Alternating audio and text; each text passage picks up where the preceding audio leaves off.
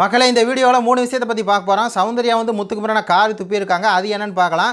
இன்னொரு பக்கம் வந்து பார்த்தீங்கன்னா முத்துக்குமரன் மேலே வந்து அப்படியே அருண் வந்து படுத்து ஒரு மார்க்கமாக வந்து பண்ணுறான். இப்படி ஏதாவது வந்து பண்ணி முத்துக்குமரன் பற்றி பேசினா தான் உண்டு. ஒரு பக்கம் வந்து முத்துக்குமரன் வந்து பார்த்தீங்கன்னா அன்கம்ஃபர்டபுளான இடத்துல வந்து சாச்சனா வந்து தடவி இருக்குது. அது என்ன அப்படின்னு சொல்லி பார்க்கலாம். ஃபஸ்ட்டு வந்து பார்த்தீங்கன்னா காலையில் வந்து முத்துக்குமரனா மூஞ்சிக்கு நேராக வச்சு பொலன்னு பொழக்கிறாங்க. டே முத்துக்குமரா, நீ பண்ணுறதெல்லாம் வந்து மன உளைச்சலை ஏற்படுத்துகிற மாதிரி இருக்குடா அப்படின்னு சொல்லிட்டு சௌந்தர்யா சொல்கிறாங்க. மூஞ்சிக்கு நேராகவே அப்படியே முத்துக்குமரன் மூஞ்சி அப்படி மூடிக்கிறேன் ஐயோ அப்படின்னு சொல்லி. அதுக்கப்புறம் வந்து சொல்கிறாங்க, நீ உன் பேச்சு திறமையால் இந்த வீட்டையே நம்ம ஆள்றோம் அப்படிங்கிற திமிரில் இருக்க, நீ வந்து ட்விஸ்ட் பண்ணியிருக்க அப்படின்னு சொல்லி அப்படியே முத்துக்குமரன் மூஞ்சிக்கு நேராகவே முத்துக்குமரனை காரி துப்பியிருக்காங்க. இது மாதிரி முத்துக்குமரன் வந்து அருணுக்கும் அவனுக்கும் சண்டைக்கு வரும்போது நேராக பேச மாட்டான். அதே மாதிரி அவனுக்கும் விஷாலுக்கு சண்டை வரும்போது நேராக முத்துக்குமரன் வந்து பேச மாட்டான். முத்துக்குமரன் எப்படி அப்படின்னா ஒரு பச்சோந்தி மாதிரி வந்துட்டு அப்படியே ஒரு பக்கம் பின்னாடி போயிட்டு இந்த பக்கம் நின்றுட்டு அந்த பக்கம் நின்றுட்டு பேசுவான். அதே மாதிரி மஞ்சூரியில் சண்டை போடுவான். அவ்வளோதான். அவனுக்கு வந்து அந்த ஸ்ட்ரைட்டாக அந்த கான்ஃபிடென்ட்டே கிடையாது.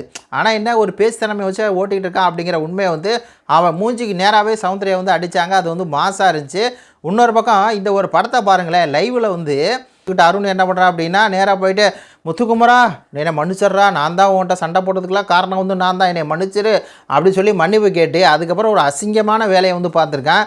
அவன் மேலே ஏறி படுத்து உக்காண்டு உருண்டு அப்படியே பார்த்தீங்கன்னா நெத்தியில் ஒரு முத்தம் கொடுக்கறது, இப்படி பண்ணுறது சை அப்படிங்கிற மாதிரி இருக்குது. ஜாக்லின் அப்படியே தலானை எடுத்து மூடிட்டாங்க.